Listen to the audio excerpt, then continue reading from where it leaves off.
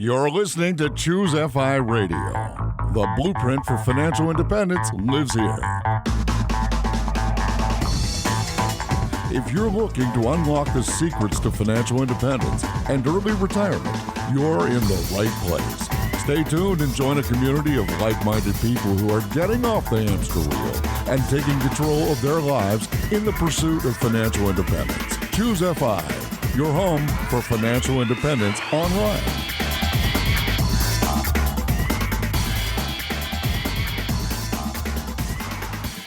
Okay, so today's title is going to be bank fees, why they're evil and how to avoid them. Okay, Brad, it's all yours. Take it away. All right. Thanks, Jonathan. So yeah, I'm a mild-mannered accountant in most of my life. You don't see me getting too agitated about things, but inside, sometimes I seethe over some of these financial mistakes I see people making. That's the funniest thing. When I see Brad angry, it's hilarious because he goes there and he comes right back. Yeah. Ventures out, comes back. I try very, very hard to just be my nice, normal self most of the time and just stay pretty even-keeled. But yeah, some of these things, they annoy me so much because I know people are making mistakes that are just so detrimental to their lives. And I don't know why. I don't know why they can't avoid them. And it frustrates me. And it's not me being an elitist jerk. That's not how I think at all. It's just, I wish that I could help people, honestly. And it annoys me that I can't. So today we're just going to talk about bank fees and why you should avoid them at all costs. My wife was reading some article just after the new year about that Americans, and this number could be wrong, but she read this in an article on the Washington Post or something. It's on Facebook. It must be true. Yeah. Oh, it's got to be true. That Americans paid $32 billion, billion with a B, in overdraft fees alone to their banks in the year 2016. Wow. That is a crazy, crazy number. In my opinion, bank fees are one of the easiest things to avoid. You should never pay a bank fee. I mean, I use my banks and my credit cards, which I consider loosely the same, essentially, as financial tools that are ultra, ultra powerful that I am getting for free. It's like a bonanza for me. I can't believe it sometimes that these banks are clamoring for my business and I don't pay them one penny. I mean, obviously an intelligent person would say they're getting some of my money at very, very low interest and they're using it to make loans and make the spread on that interest. And honestly, I'm fine with that. But for my purposes, I am getting these bank accounts and credit cards for no fee, $0. But yet, Americans at large are paying billions upon billions of dollars in fees. And overdraft fees are the most ridiculous ones. I mean, that means, as you know, Jonathan likes to joke, my saying is, your hair is on fire, your house is on fire. Like, what the heck is wrong with you? I liked it when he said it the first time, much better. What? Brad unfiltered. Yeah. But no, you can say filtered, Brad. It's fine. I don't think we're ready for you quite yet. Right. Yeah, that's not going to make the public podcast. I think we wouldn't be G-rated anymore. They made me rate it on iTunes, yes. And I would definitely have to change it. Overdraft fees mean you have no money in your account. You have negative money, and the bank is essentially loaning you a tiny little bit of money, and they are charging you. In many cases, these overdraft fees are like $35 a pop. Right? Yeah, that's it. And so, I mean, that means you have, let's say, $20 in your account and you wrote a check for $100. Instead of the bank saying, sorry, you have $20, we're not going to give you anything. They say, sure, we'll give you this extra $80. You just need to pay us $35 on top of it. Oh, thanks. Right? I mean, that is crazy talk. You need money. If you don't have an emergency fund, we've talked about this before. If you don't have $1,000 to your name, stop everything. Stop wasting money. Stop buying clothes. Stop going out to eat. Stop getting Starbucks. Stop the garbage. Save some money. It's not that hard, honestly. It's really, I mean, over a course of months, if you can't save a couple $100, $1,000, there is something dramatically wrong with your life and you need to figure it out. Yeah. Right? You are at an emergency level.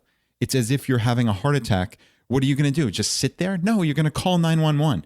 If you have no money and you are incurring overdraft fees, you are having a heart attack. It is that simple. Absolutely. Cut it out, figure out what's going wrong, and just save some money. I'm not talking about saving tens of thousands of dollars. Save $100 a month. Save $50 a month. $50 a month over a year is $600. Now, to Jonathan and I, that sounds like a small amount of money, but to most people, that could be a life-saving amount of money. And you don't get hit with these onerous fees, these crazy fees that if you don't have any money to begin with and you're spending multiple overdraft fees at $35 a pop, that's crazy talk. And it adds up to big money real quick. You get 2 of those a month, $70 a month, $840 a year. If you have no money, $840 a year is a whole heck of a lot of money, right? And if you are hitting those fees, you're probably lazy with other fees. You're probably lazy with ATM fees. Now, I don't know, Jonathan and I don't use cash in our real lives. I could have $1 in my wallet. I would charge 40 cents. I really would. Yeah. Oh, yeah. I would charge any amount of money. I don't feel bad about it. We're not getting hit with interest, but for late payments or minimum payments, but many people are. You know, these same people who are getting hit with overdraft fees, they're paying interest on their credit card. Stop it. I'm just sitting over here just nodding my head. Just, yes, preach it, brother. Yeah. Preach I mean, right? Come on. If you don't have money, don't charge anymore. Just stop immediately. And don't just do that. Come up with a plan to simplify your life. All right, I'm squirming over here for a second because I did have an overdraft last year. Ooh. Yes. This is the one. So I have made it my goal to simplify every aspect of my financial life. I want everything to be automated. I don't want to have to send a check in. So everything comes out of a bank account automatically each month. And then I just track it using mint.com. And it's an app you can get on your phone. And I just make sure that everything's working. And it does. And I have different bank accounts for different types of personal expenses that we use. But one time I got a little too smart for my own good and I had an overdraft. But for me, in my particular situation, I did not get hit with an overdraft fee. My bank, and I use USAA, has something set up so you can actually just link your credit card to your various bank accounts that you have with them. And if for some reason something were to go over on one of those accounts, it will just send that to that amount. That amount will be covered by your credit card. So you will never get hit with a fee. So that's my confession. I just wanted to put it out there. I can give you some more tips on that if y'all want to simplify your life, but I had to confess. Yeah, I mean, and that's not bad because at least you were smart enough to set up that program, right? That it goes to your credit card. You didn't get hit with that $35 fee. So that's not too terrible in the grand scheme of things. Obviously, you have your finances set up in a very unique way and it works for you and it's fantastic. So that I'm okay with, but it's that person who has no money who is getting hit with a $35 fee or a $4 or $5 ATM fee. Every time those add up, and he's right, your hair's on fire. You're having a financial emergency. And if you think that, it's just a one-time thing and, but you're also paying the minimum payments on your credit card too. I mean, these fees are just eating you. They're eating you up. And so you've got to come up with an action plan for that. And that's exactly what I was going to say to conclude this is an actionable tip. Stop paying bank fees. Figure it out. ATM fees. That's really easy to cut out. Just plan ahead. Have some foresight. If you actually need cash, which you really shouldn't in the grand scheme of things, go to your actual bank and don't incur the fees. In most banks, when you go to your own branch, you're not paying an ATM fee. Or take an extra 2 minutes, walk inside the branch and make a withdrawal. If by some freak chance your bank does hit you with a fee. So that takes a little bit of planning, but come on, man. Don't spend $5 in fees every time you need a little bit of cash. And I have a couple other life hacks if y'all want them, just actionable tips to stack onto this in terms of avoiding fees. Your bank needs to compete for your business. Like Brad was talking about, they are being able to use your money, essentially low interest and the margins helping them out. They need to be competitive. And so what Brad said is 100% right. If you're getting hit with fees and you're being sloppy and you know it, you need to come up with an action plan and get it corrected. But if this is the first and only time it happened and it was a genuine mistake and it's never going to happen again, you need to call your bank. Just say, hey, look, this hasn't happened before. Can you waive the fee? Because they usually will waive the first. And if they say no, and it is truly your first one, you should tell them that you're going to move your business to another bank. And I guarantee you they will find that change of policy very quickly. And I've seen that before. Yeah, Jonathan is exactly right there. That is a perfect tip. These banks want your business. They absolutely do. And I have, my own little confession to make, which is one of my business bank accounts, essentially the business had more or less stopped.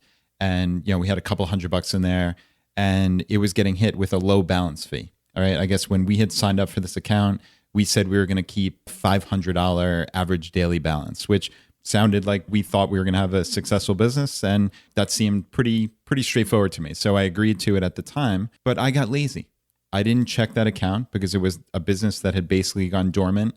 We had a couple $100 in there, and I frankly didn't even notice that it went from $320 to $310 the next month. We were getting hit with a $10 fee per month, $120 a year, and I didn't notice. And that was absolute laziness on my part. So this can happen to anyone, no matter how smart you think you are. This unquestionably can. But what I did was, I have a real good relationship with the branch manager at my local branch of Wells Fargo. I shot him an email and said, hey, I got hit with this fee the last 4 months. What can we do about it? Can I change my account? Can we get it waived going forward?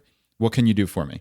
He shot me an email back within an hour, said, I set it up to give you a grace period for X number of months. I forgot, it was 3 or 6, something like that. And he actually took off all the prior expenses. So we got $40 credited back to our account and no fees going forward for X number of months. And I wound up, closing the bank account, stopped being lazy. And that was a winning situation. I took Jonathan's advice and just reached out. That took me one tiny little email that took 30 seconds to compose. I earned $40 and then $10 a month going forward. It was a $100 email for 30 seconds. That's a pretty good return on investment on your time. And I got 2 other little life hacks for you here. One of them is make sure your bank is being competitive. Now, some people do need to have local branches, but some people don't. I am a completely digital guy. I am automated on everything. I do not need a local branch.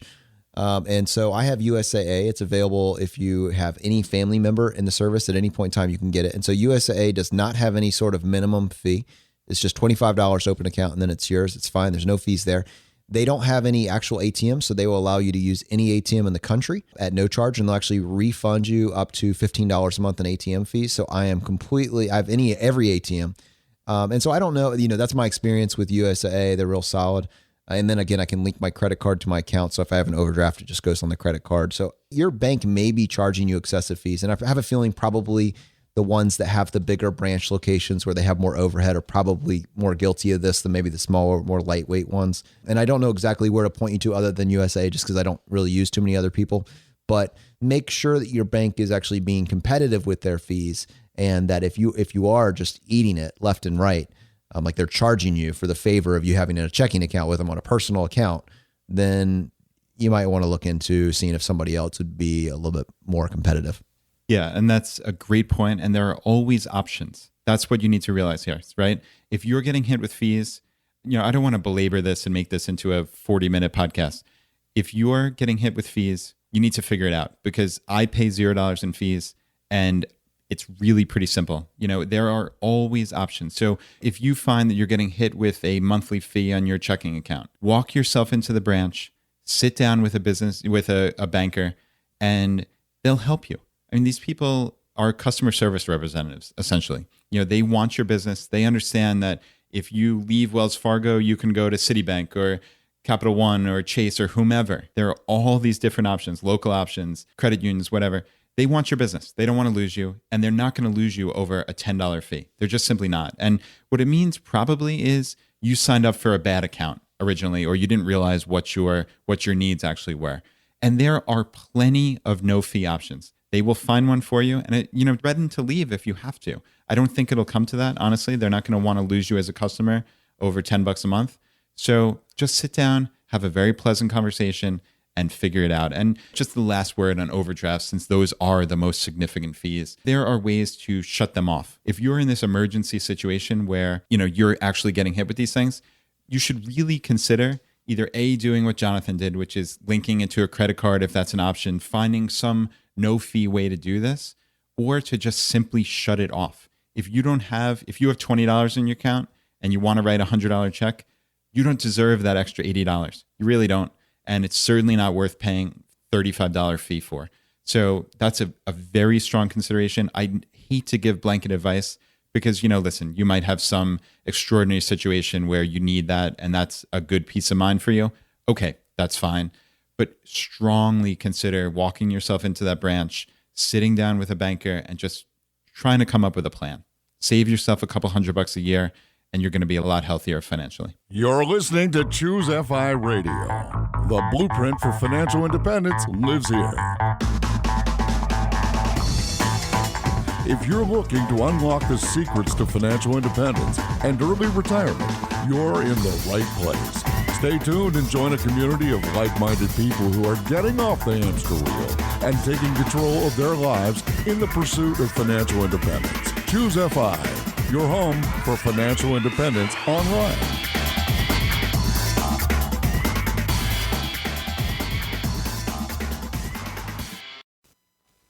Thanks for hitchhiking with us as we continue to go down the road less traveled. Are you interested or curious about travel hacking? Then stay tuned with us next time as we interview Brad and find out all of his secrets on how to travel the world for free.